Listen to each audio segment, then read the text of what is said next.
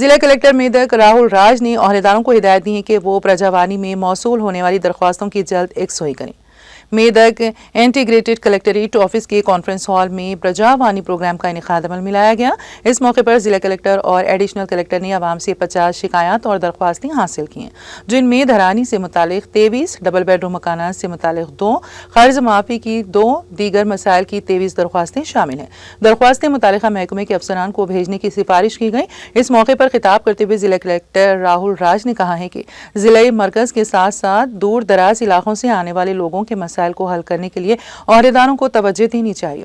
انہوں نے کہا کہ شکایات محکمہ وار وصول کی جائیں اور ان کے حل کو ترجیح دی جائے۔ پرجاوانی کے ذریعے موصول ہونے والی شکایات کو زیر التوا رکھے بغیر فوری طور پر حل کیا جانا چاہیے، اور اگر درخواست مسترد کر دی جاتی ہے تو درخواست دہندے کو ایک تحریری وضاحت فراہم کرنی چاہیے، جس میں انہیں مسترد کیے جانے کی وجوہات سے آگاہ کیا جائے۔ اس موقع پر ایڈیشنل کلکٹر ناگیش، ضلع پریشد CEO ایلیا اور کلکٹریٹ محکموں کے افسران نے شرکت کی۔